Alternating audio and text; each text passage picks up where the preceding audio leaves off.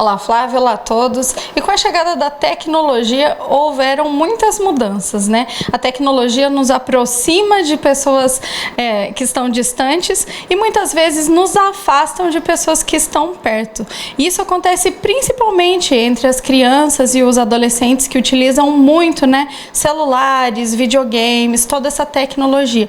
Mas até onde isso é saudável? Até onde isso não pode gerar uma questão de um isolamento social, né, de deixar a criança ali e esse adolescente sempre trancado no quarto, sempre, né, com esses relacionamentos virtuais, sempre nessa vida virtual. E para falar sobre isso, né, sobre essas preocupações e para orientar os pais, eu estou aqui com a psicóloga, com a Tainá.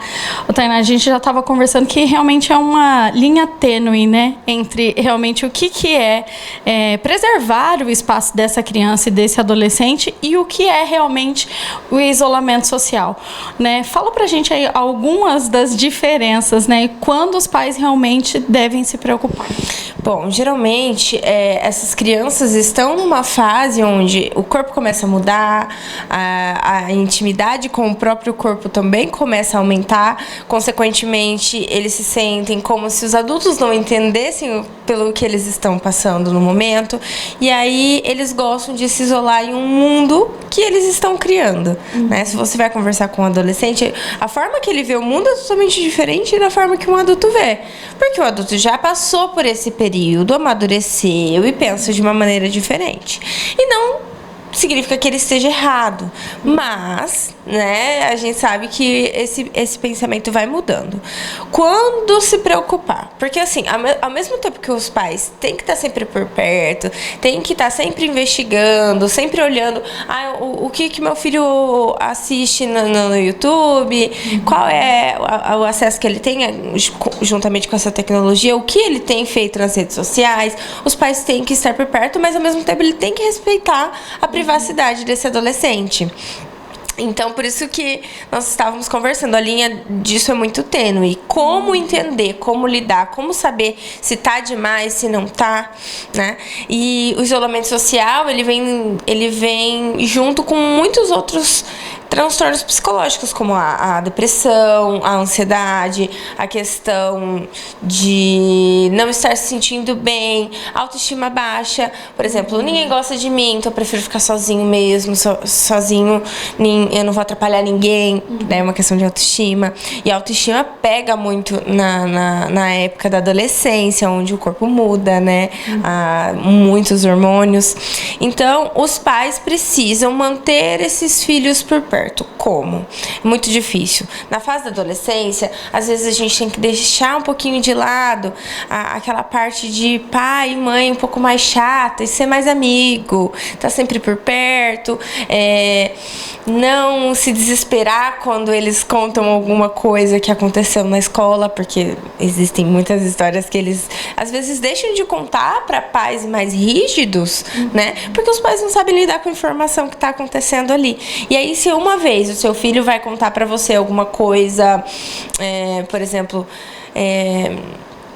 que é diferente, que os pais ali, por serem mais velhos, têm uma cabeça um pouco mais fechada, se assustam e brigam com essa criança, consequentemente você vai estar afastando o seu filho de você e fazendo com que ele não tenha mais a liberdade de falar com você sobre coisas diferentes.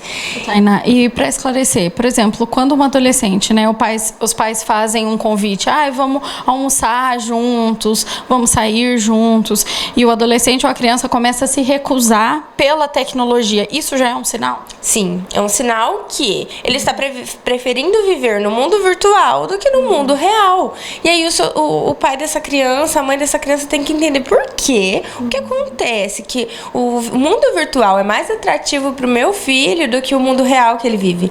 Alguma coisa está acontecendo, alguma coisa está fazendo com que essa criança não se sinta confortável, esse adolescente não se sinta confortável perto dos próprios pais, perto dos familiares, perto das pessoas que gostam dele, que querem o bem dele.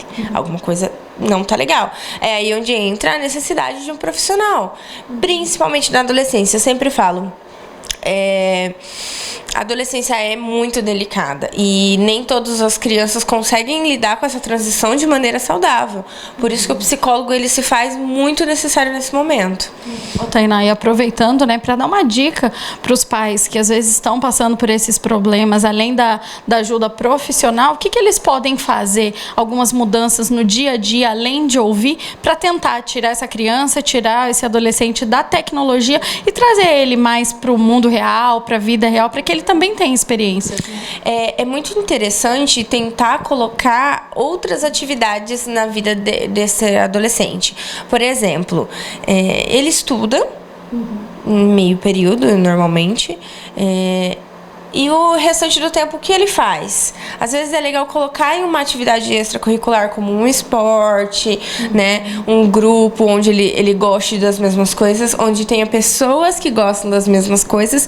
Consequentemente, essa criança vai estar conhecendo pessoas novas, vai estar lidando com situações novas e vai estar vendo como a vida é muito mais do que o que está dentro daquele celular, daquele computador, né?